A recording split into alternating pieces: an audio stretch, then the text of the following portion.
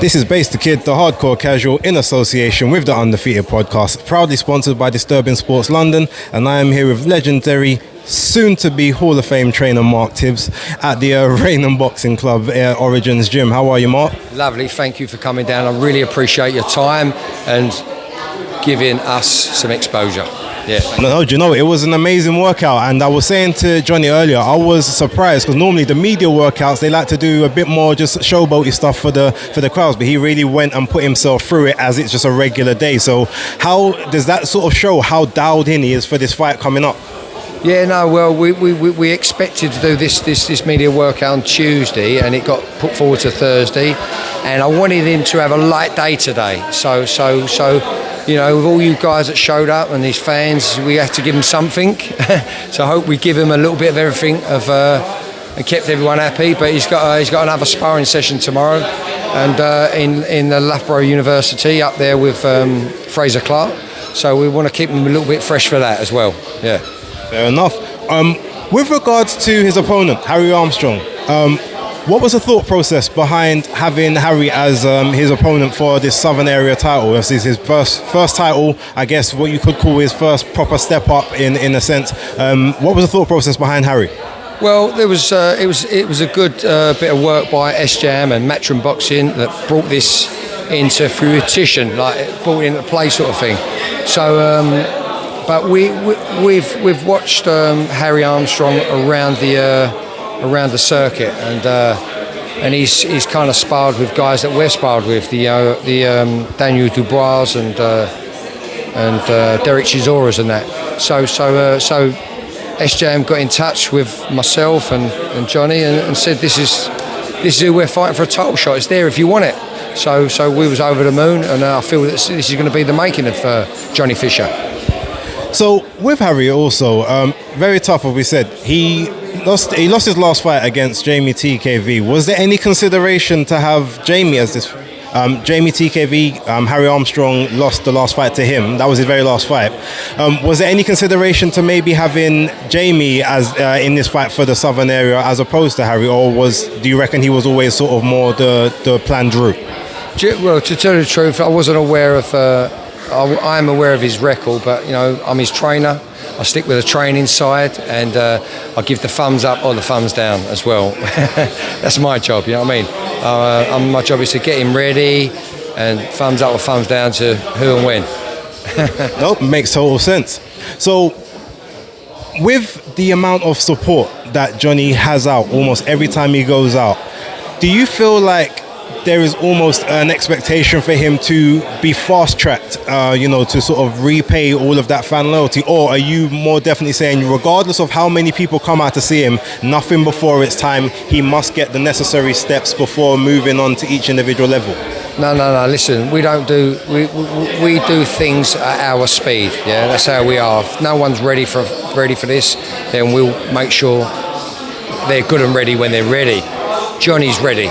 Johnny Fisher is ready for this fight on the 12th, and what a show to be ready for on the AJ White 2 card at O2 London. Beautiful, but Johnny works hard, and it's well deserved. Thanks to Matchroom Boxing and S-Jam for getting it on. Good timing. Now, Johnny definitely seems like a grafter. He seems like someone that's very intuitive. He listens. He wants to learn. He wants to absorb things. What do you see his ceiling as? As his trainer, where do you think he realistically goes by the time his career's over? Well, listen, one step at a time. We cannot talk about the end product because he's not the end product just yet. So listen, let's thumbs up. Let's win the Southern Area. And then his management and ourselves will sit down and see where we go with it. That's how it is. You can't, these young people are in too much of a rush. You're in too much of a rush. You want to see what's going to go at the end. But one step at a time. And let's concentrate on defeating Harry Armstrong first before we move forward with other plans. Yeah. Sure. Okay, so going to the card we're talking about, Joshua White 2, big card, probably the biggest British card we've had of the year thus far, and obviously Johnny is on that. Now, obviously, Dillian White was a former charge of yourself. Anthony Joshua, both him and Joshua are with new trainers, had one fight each with those trainers. What do you see are each person's keys to victory in that fight? What do I see? Sorry, say again. Each person's keys to victory. Well, listen, victory is paramount for both of them fighters, AJ and White. Paramount. There's a lot of rivalry, old history between them two, as we all know. Yeah. So there's pressure there to do the business, and if AJ looks good, he can move on to top tier again, back up there with the Tyson Furies, the Usyks, and if Dillian can cause an upset, he's got there too. So listen, there's lots of ambition there for them too, but it's a cracking fight, and it's an exciting fight. I like what Derek James is doing for Anthony Joshua. I've seen a little bit of differentness in Anthony Joshua, and he needs to, I should say, because for me, when he was a little bit, uncertain about his own style and this and that, that's what I thought anyway, as a trainer, looking on the outside. But I like what I see. I've only watched it last night, actually. I like what I see. And Dillian's he's a handful. He's a handful for anyone. He's just got to get. For me, he can't mess about on the outside, otherwise he'll be in trouble. He's got to get started hard and fast and early for me. Try and drag him into a war. Yeah. Okay. So also, if we stick with heavyweights real briefly as well, we've got Daniel Dubois going out to Poland to face Alexander Usyk for the unified titles. Somewhat homecoming for Alexander Usyk, as close as he can be to Ukraine. Do you think that Daniel Dubois has had the suitable tests and step-ups prior to this fight to be ready for it? And sort of how do you think he can get it done, if at all? Well, Daniel's got that. He got that WBA interim fight, didn't he? So that's given him the option to get this fight, to take this fight. So good luck to him, and what an opportunity! I think it's a great opportunity for Daniel Dubois. Difficult fight, very slim chance, but like I said before, he's a real heavyweight.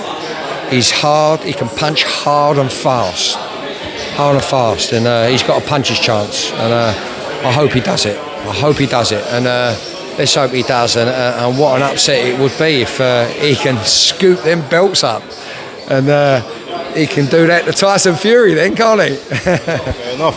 Okay, so last one sort of on the heavyweight, seeing as we just spoke about Tyson Fury. He's taking on Francis Ngannou in October over in Saudi Arabia. Do you think that's more an indictment on Fury necessarily not wanting to, fight ranked contenders, or is that more of an indictment on the WBC for not making sure that they've got the people in place for him to fight? Well, listen, look, I know Ngannou is. I've met him in the UFC gym in Las Vegas a few years ago, but I know he's not a boxer. So these are two different arts, fighting arts, and we know, for me, that ain't a fight. Do you know what I mean? I'll tell you straight from the art. It doesn't do nothing for me. So I don't know. This modern world, if it sells, it must sell because they know what they're doing off the promoters. But for me, I'd much rather see him fight Alexander Usyk, like we all would. So I can't get into the politics of it, and my common sense tells me that don't work. But will I watch it? Probably will. Do you know what I'm saying? Will I tune in? Of course I will.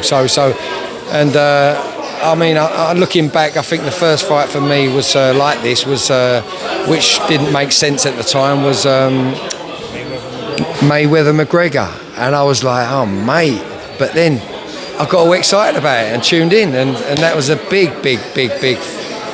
sell, I believe, and so listen. Times have changed, and we've got to move with the times, or we get left behind. Enough, Mark. Last couple from me. You've got we had Stephen Fulton versus Naoya Inoue yesterday. Did you happen to see that fight, and what did you think? My friend saw the highlights, and Harry picked them perfect punches out the blue. Good fighter. What a fighter. One of our greats. And last one, right, so we've got Errol Spence versus Terence Crawford on the weekend. What's your thoughts on that one? Who are you going for? Crawford. Any particular method? Good, quick counter puncher, phenomenal counter puncher. Love his boxability and the way he is. I don't know too much about Spence, but heard a lot about him. Strong, powerful, can punch, can't he? I just fancy Crawford still. Because I met him once in his hometown. I watched him train, watched the way he did things, and I shouldn't make judgment, but I don't know. I can't keep my eye on everything. But what a fighter!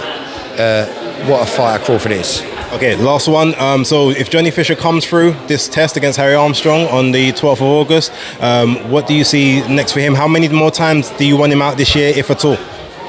Well, listen, like I say, I take one fight at a time, but in an ideal world, I'd like to see him defend it before Christmas. Yeah, but let's win it first. Fair enough. Mark Tibbs, thank you very much, man. Thank you very much.